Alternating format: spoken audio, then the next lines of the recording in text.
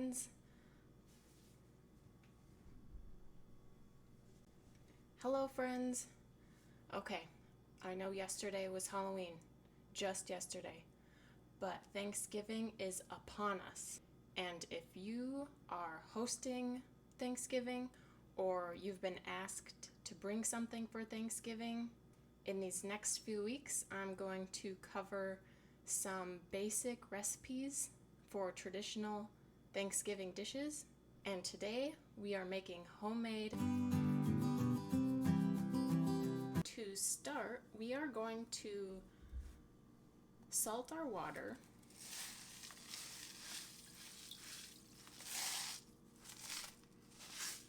It doesn't have to be kosher salt. That's what I'm using today. And you just want enough water to cover your potatoes. So if you put your potatoes in the pan and you need more water, you can just add it later on. But we're going to turn the stove on and get our water heated up so that as we put our potatoes in, they start to cook. Time saver. So I turned my stove on to medium high. I'm going to want to bring this water to a boil, and then once it comes to a boil and we have our potatoes in there, we'll reduce it to a simmer to cook our potatoes in. Today I have two large, one medium russet potatoes. You can use Yukon Gold, you can use new potatoes or the red skinned potatoes. You could use sweet potatoes if you want. Whatever potato you desire for your mashed potatoes, go ahead and use. I've rinsed and lightly scrubbed my potatoes to get any excess dirt or debris off. If you want to peel your potatoes, go ahead and peel your potatoes. Some people like lumpy mashed potatoes, and keeping the skin on your potatoes will help ensure a somewhat lumpy texture. Now, from the health side of things, there's nutrients in the skin of your potato. Also, if you don't care about lumpy or smooth mashed potatoes, it's a good lazy option to just leave the skin on. Now, we're going to cut our potatoes into relatively small chunks.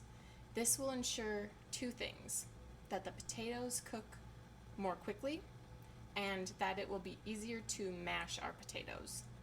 If you're using a hand masher,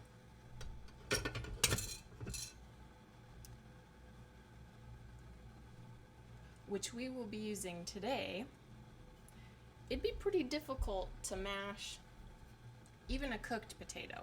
So when you have it in teeny tiny chunks, it'll be a lot easier and a lot quicker to mash our potatoes. Let's get chopping.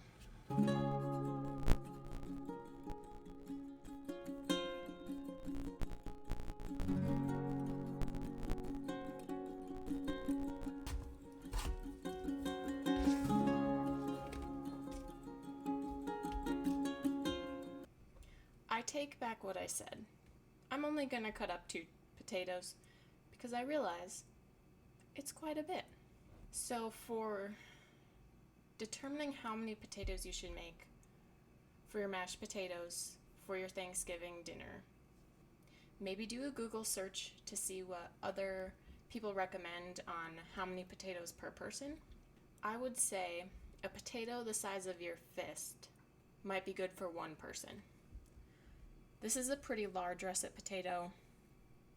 I would say this would be good for 2 people at a big gathering, just because how many other dishes are at Thanksgiving. Now, if you know the people at your gathering and you know they eat a lot of potatoes, maybe this potato would be good for just one person. So do some research, see what other people say, but I say one person would be 1/2 to 1 whole potato for mashed potatoes.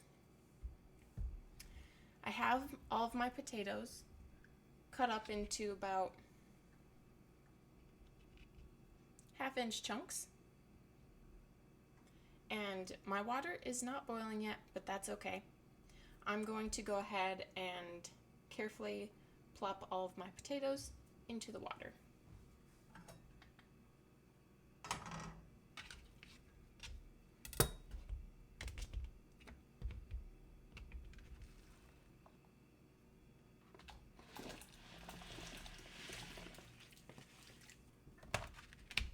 Just be careful to dump them away from you into the water to minimize splashing hot water on yourself. Okay, I don't know about anyone else, but I love garlic mashed potatoes. And one thing that I've found that helps give you that garlic flavor in your mashed potatoes, of course you can do it at the end when you mash your potatoes, but I boil and cook my potatoes with garlic cloves in the water. So I have 2 smaller garlic cloves, and I'm going to add these into my potatoes.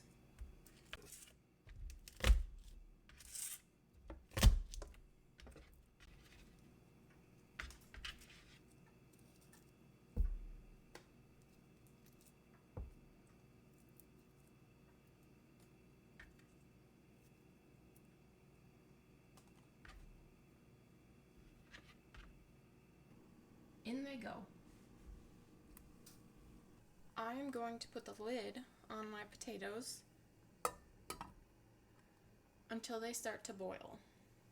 Once they are starting to boil, turn your heat down so that the water maintains a simmer.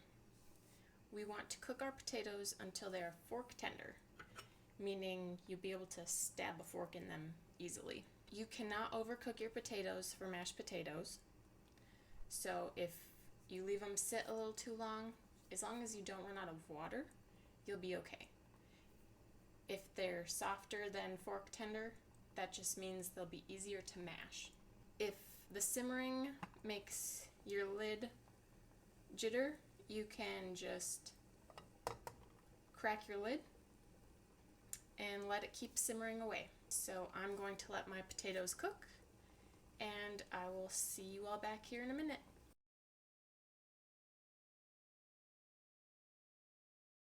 All right, so once your potatoes are fork tender, see, mine are basically falling apart. You are going to drain the water from your potatoes. Now, most people, when they mash potatoes, they use milk or half and half or cream to make them creamier. An option is to reserve some of your potato water and use that to loosen up your potatoes. So it's up to you what liquid you want to use to loosen up the texture of your mashed potatoes. I've drained my potatoes, and if you've added garlic cloves, you can either leave them in or take them out. I'm going to take them out because I don't know how well they're going to mash. Well, we might leave the second one in there because I'm not sure where it is. So right off the bat, I'm just going to add a bunch of butter and some half and half. No, I'm not. I'm going to mash first.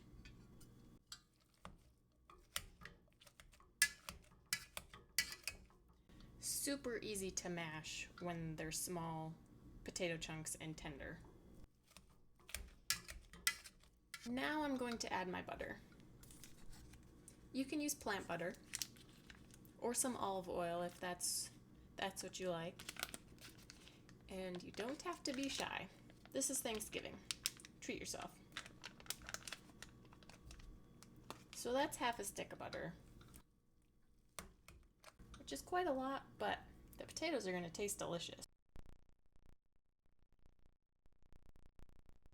So mash them until you reach the consistency that you like. If you like lumpy, you could stop mashing right now. If you like smooth, you can use a hand mixer or a stand mixer. Put your potatoes in this bowl of the stand mixer or use a hand mixer and just keep mixing until it's silky smooth. If the consistency is too thick, go ahead and add some of the potato water that we reserved, or milk, heavy cream, half and half. Today I have some half and half that we're going to add in. Add as much or as little as you need or want.